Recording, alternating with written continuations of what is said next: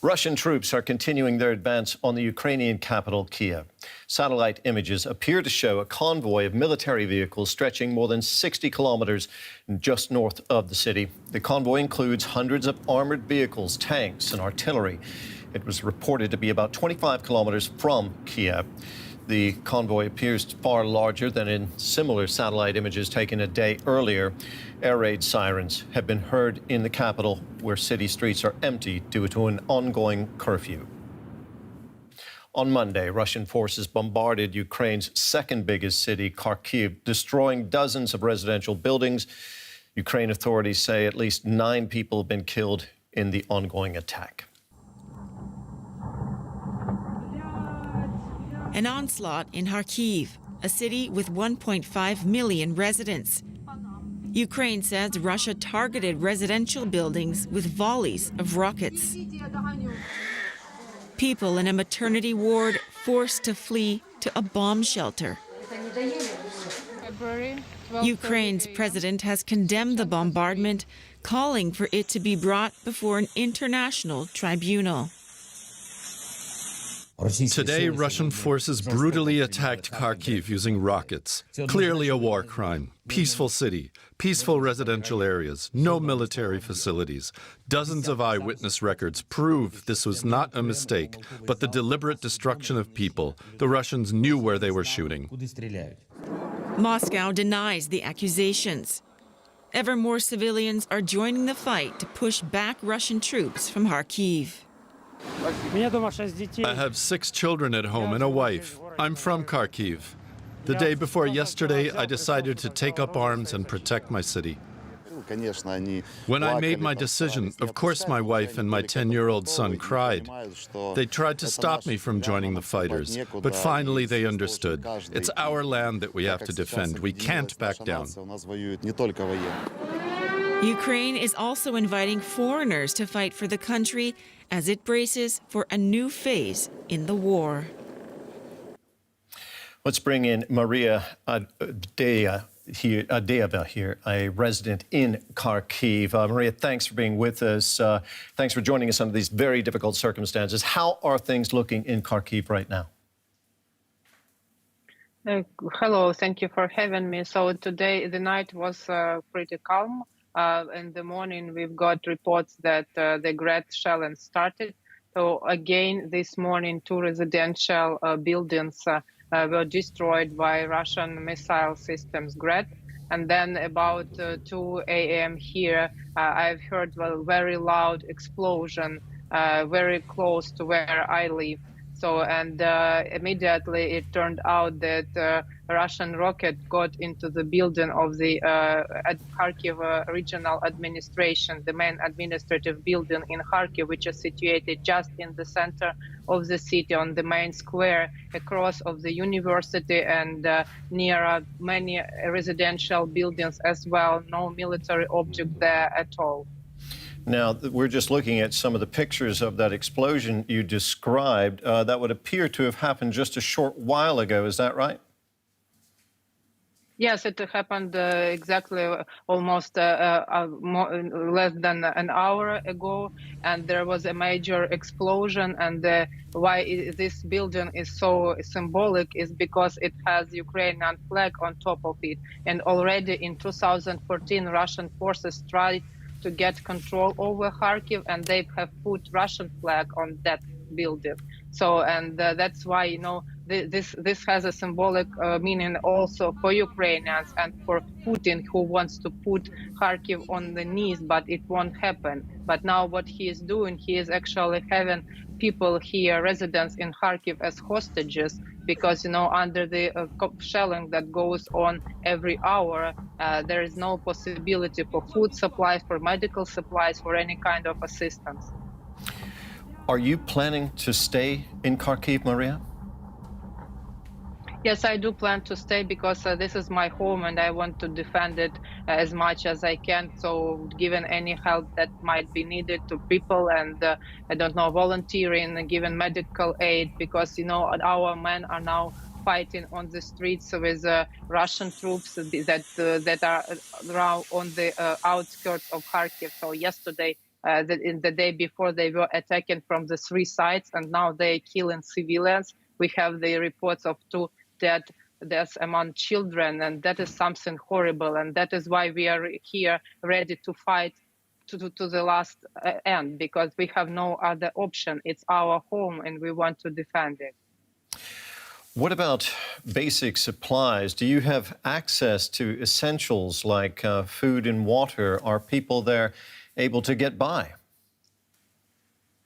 Well, it's already running. We are running out of supplies. So yesterday there were big lines in front of the shops with supermarkets, small supermarkets, and bread kiosks, because already it's almost nothing left, and you can only get a little from what is left.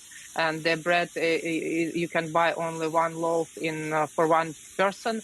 So basically, if the shelling continues, and it looks like that's what Putin has in mind, so the town, the city will be in blockade, because there will be no possibility for food supplies and medical supply, what is more important. And that is why we are like on the edge of the humanitarian crisis, and are asking international humanitarian organizations to urgently begin supplying Kharkiv and other cities under Russian attack with what is needed, with essentials. How are people in Kharkiv dealing with this situation? Are they able to find shelter in the city to be safe? Well, we have metro underground is used as a shelter. So I know many families who spend their days and nights with their children. Also, people hide in the basements, and we have especially in the residential areas which are being hit by Russian Grad missile system systematically. So they spend their whole days, not being able to come out of the basement, like sitting there for days with the children locked there. And others who can fight with arms, they go to territorial defense units and go patrol the streets and participate as much as they can in pushing back Russian troops out of the city when they try to come in. Maria, thank you very much. That was Maria Avdeeva, a resident in Kharkiv. Thanks for talking with us. Stay safe. Thank you. Well, for more, let's cross over to our correspondent, Fanny Facha, who joins us from Chmelnytsky. Fanny, tell us what the situation is like where you are this morning. People are waking up to day number 6 of this full-scale invasion. We spent with all of our neighbors part of the night in the bunker as the air raid sirens went off again. People are on edge. They are nervous what's to happen today. And of course, they're increasingly concerned also about supply, not just food, but very basics, gas, electricity. It's March 1st, but it's very cold. We're in the middle of winter in Ukraine. And people are really wondering just how long those supply chains can be kept open. So yes, even though I'm in the western part of Ukraine that so far was more or less spared from bigger attacks, but there are also military warehouses and important military airport nearby Chmelnytsky that was shelled during the past couple of days. So people are very much aware it's just a matter of time, unfortunately, that they're also in this town are being threatened by potential artillery, by potential missiles that we have seen hit so many parts of Ukraine already, residential areas. We just heard what's happening in Kharkiv. It's really heart-wrenching to know that it's not just the bomb that fall down, but with those bombs, entire chains of supply to help those who've been hurt, injured, are made almost impossible to function. So very critical moments in Ukraine, also here where I am right now in Chmelnytsky in western Ukraine. Now, satellite images, Fanny, they appear to show a convoy of military vehicles stretching more than 60 kilometers long just north of the city. Are people there where you are aware of that? And if so, how are they dealing with this knowledge?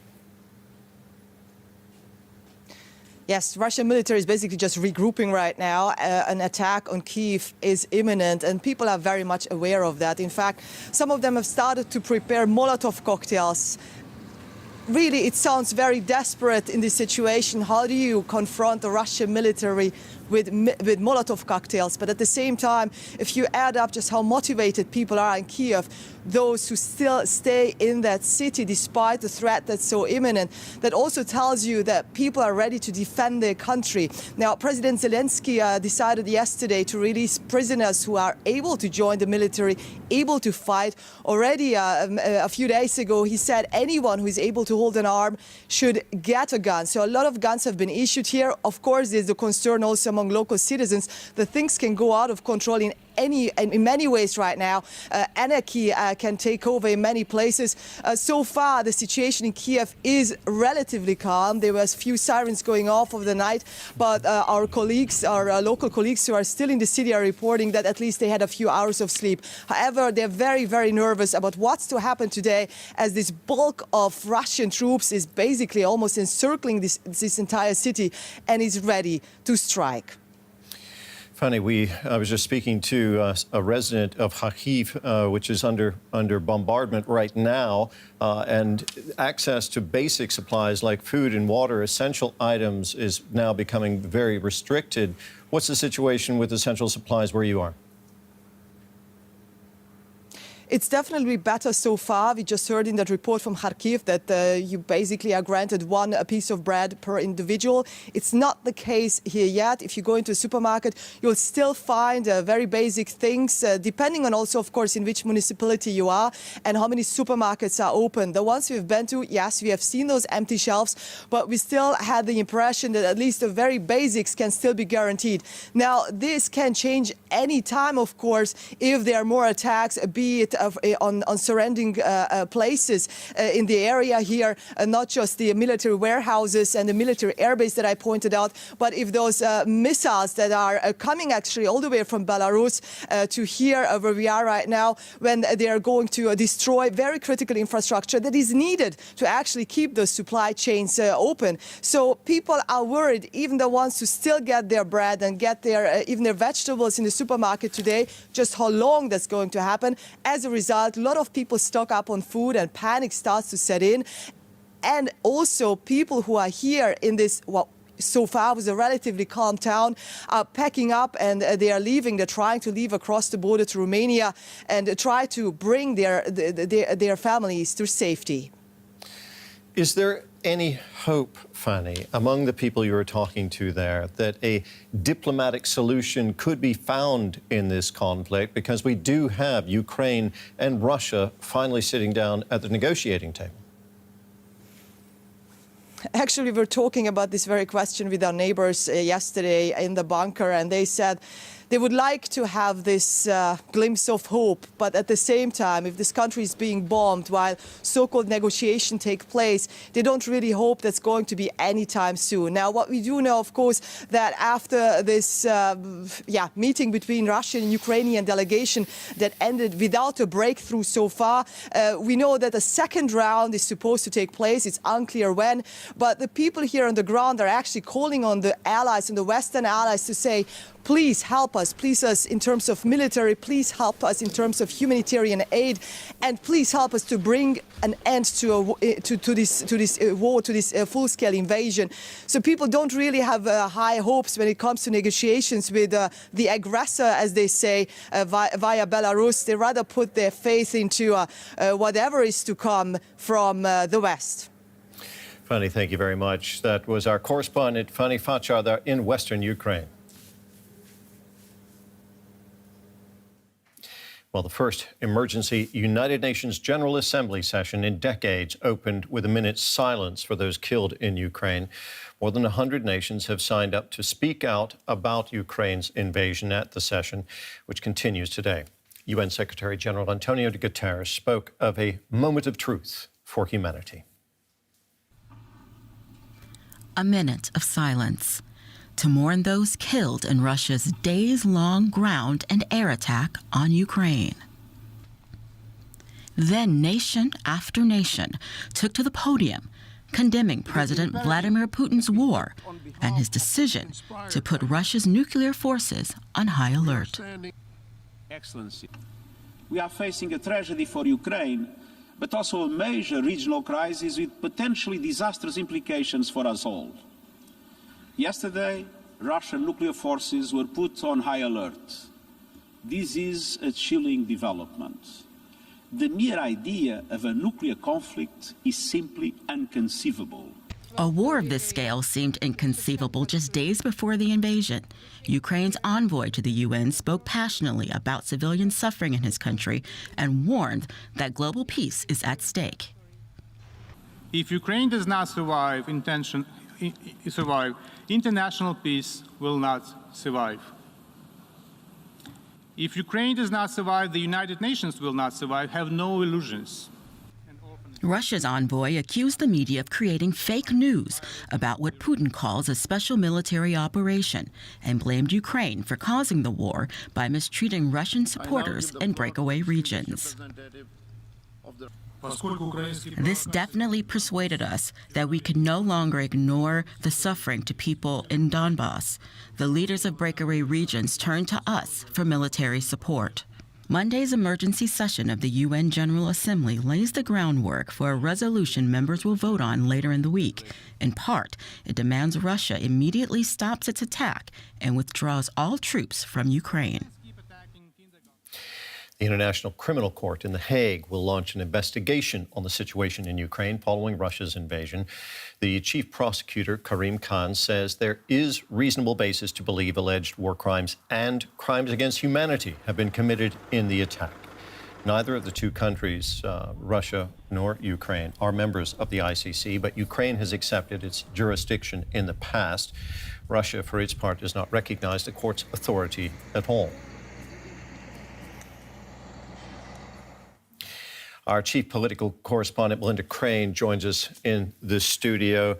Melinda, I know that you covered the Balkan Wars and the ensuing war crimes trials. I also know that you studied international law and are very well versed on this subject. Do you think we could see an indictment in The Hague against Russian President Vladimir Putin?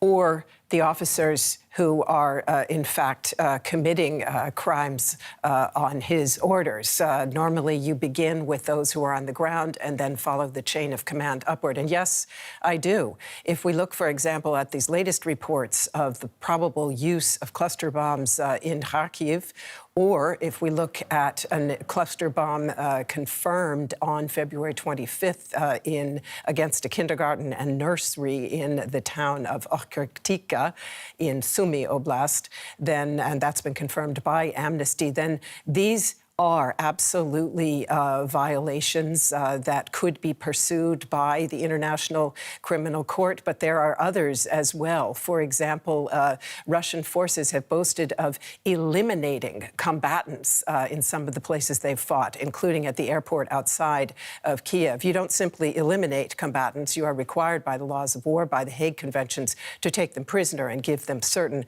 kinds of treatment. So there is real reason to believe that war crimes are being committed here.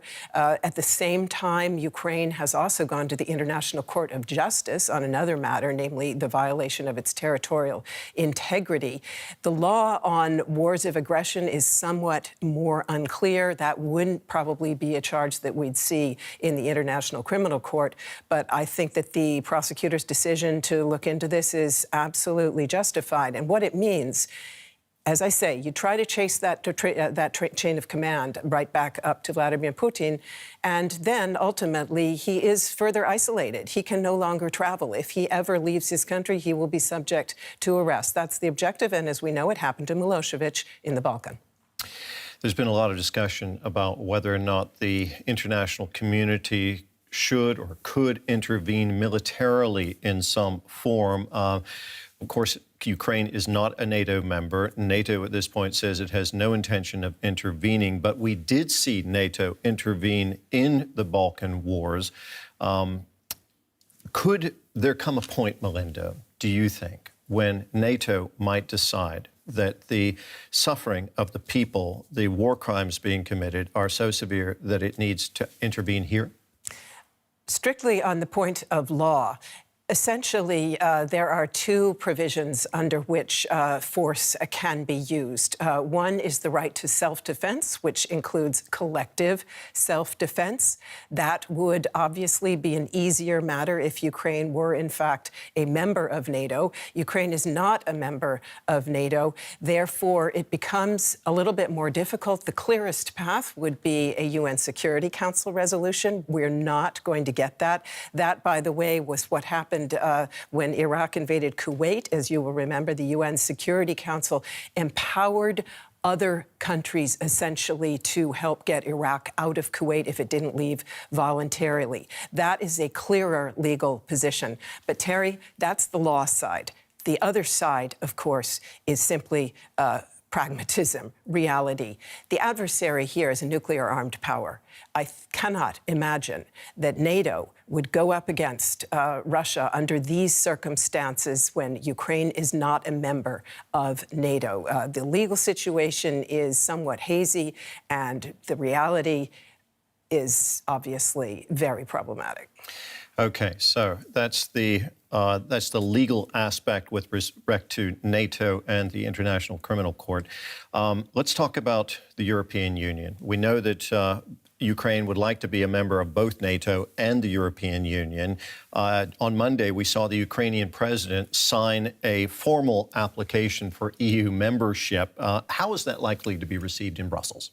It's quite interesting. Ursula von der Leyen, the Commission president, has gone straight out into in public and said she supports this membership. And in fact, yesterday, Foreign Minister Baerbock here in Germany had a visit from her counterpart from Slovenia. And he also gave a strong plea for this application to be considered. Obviously, the idea here is if you can't bring Ukraine into the NATO fold, could you maybe at least bring them into the European Union fold, which would afford some kind of a protection. In fact, more protection now than we would have thought possible previously. The EU is offering Ukraine $500 million in weapons support for the first time. So that's quite an interesting aspect as to why this is clearly of interest to Ukraine. On the other hand, the path to EU membership is a long path, and it involves some of the same hurdles that Ukraine faces vis-a-vis NATO. Countries that want to join the EU have to show that they have stable, transparent, non-corrupt governments. That has been a long-standing problem in Ukraine. Definitely improvements in that area, but there's still a long way to go. So this is not a path that would happen quickly, and Germany's foreign minister did say that yesterday. Well, thank you very much, and I'm sure we'll be talking to you further throughout the day. Our chief political correspondent, Melinda Crane. Now to some of the other headlines related to the war in Ukraine. The United States is expelling 12 Russian UN diplomats, accusing them of being spies. Russia's UN ambassador, Vasily Nebenzia, told a session of the Security Council about the move, calling it a hostile step. He later refused to specify whether he was among those told to leave. Turkey's President Recep Tayyip Erdogan says he'll restrict Russian warships from key waterways to the Black Sea. A 1936 treaty gives Turkey the right to stop military vessels from passing through the Dardanelles and Bosphorus Straits during wartime. Several Russian ships have recently passed through the straits into the Black Sea, which also borders Ukraine. Western sanctions triggered by the invasion of Ukraine have sent the ruble plummeting. The currency fell 30% in value after moves to cut off Russia's access to foreign exchange. Russians scrambled to withdraw money from cash machines.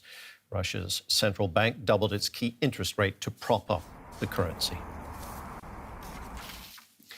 In a further escalation of tensions, President Vladimir Putin placed his country's nuclear forces on high alert on Sunday. Before the invasion of Ukraine began, Putin ordered military drills involving his arsenal of nuclear-capable missiles. He oversaw them personally with the leader of Belarus, Alexander Lukashenko. The Kremlin said those exercises were part of regular training and denied they signaled an escalation. But Russia invaded Ukraine on Thursday. Putin blamed aggressive statements from NATO for the change in posture. Top officials from leading NATO countries have been making aggressive statements. That is why I've ordered the Defense Minister and Chief of the General Staff to put our deterrent forces on high combat alert. Let's bring in Pavel Podvik here. He's considered a leading expert on Russia's nuclear arsenal, and he's an independent analyst based in Geneva. Thanks for being with us, Pavel. So Putin has put his nuclear deterrent on high alert. What does that mean in practical terms? Well, first thing we need to keep in mind is that the Russian nuclear forces, as well as other nuclear forces, are constantly on high alert. More than 1,000 warheads are deployed on intercontinental ballistic missiles, and they are in very high readiness. What this move that was announced on Sunday meant was not increasing the number of missiles or submarines out there, apparently. It was the United States has not detected any movements of forces that would indicate that. What it appears to mean is that it was a signal to the United States, first and foremost, that Russian forces have taken steps to protect themselves from potential attack, and the signal is basically don't even think about attacking Russia. What is Russia's nuclear capability? We know that Russia has many nuclear weapons, but how dangerous is it with these weapons? Well, it's quite dangerous. As I said, around 1,000 warheads on intercontinental ballistic missiles only. There are submarines, there are bombers. Overall, Russia is one of two major nuclear powers. It has more than 4,000 warheads in its arsenal, as the United States actually does. And it is something to consider. And that's the calculation in the Kremlin, that people will be taking these signals seriously and would not interfere on behalf of Ukraine. Now, you are an expert on Russia's nuclear arsenal. Do you believe that President Vladimir Putin would actually order a nuclear missile strike if he felt threatened? Well, I certainly hope that he would not. But the problem is that, and what I find very problematic is that he explicitly brought nuclear weapons into this conflict, even as a signal, even at the rhetorical level. And a conflict like that, very complex, could involve very unexpected developments. And now that we know that Russia indicated or said actually explicitly that it does consider nuclear weapons to be a factor, things can go in many wrong ways. I think it was good that the United States did not react in a similar fashion. The United States did not indicate that it would want to bring its forces to higher alert. And it was good to see that the UN General Assembly session yesterday, a lot of states called that move, that introduction of nuclear weapons, they called it unacceptable and irresponsible. And I think that should be the message. The reaction should be that nuclear weapons should not belong to any conflict, in fact, but definitely they should not be anywhere clear of this conflict. Okay, here we are with Russia having invaded a sovereign country. It is now at least sending a rhetorical signal about its nuclear weapons. What can be done by the West in this situation to de-escalate what's happening and perhaps bring about some sort of solution that doesn't involve further bloodshed? Well, that's a very difficult problem, and I think since, as you said correctly, we are dealing with the nuclear armed states here. It's everybody should tread very carefully because there are, as I said, there are possible unexpected and unpredictable developments here, and we would think that a use of nuclear weapons is unconceivable, but then this whole invasion was inconceivable just about a week ago. So I think the message should be very firm and clear, as I said, and not just from the West, but from other countries as well, that it is, as I said, it's irresponsible and unacceptable to wave your nuclear weapons around the way that Russia did. Pavel Podvig, an expert on Russia's nuclear capabilities, thank you very much for talking with us.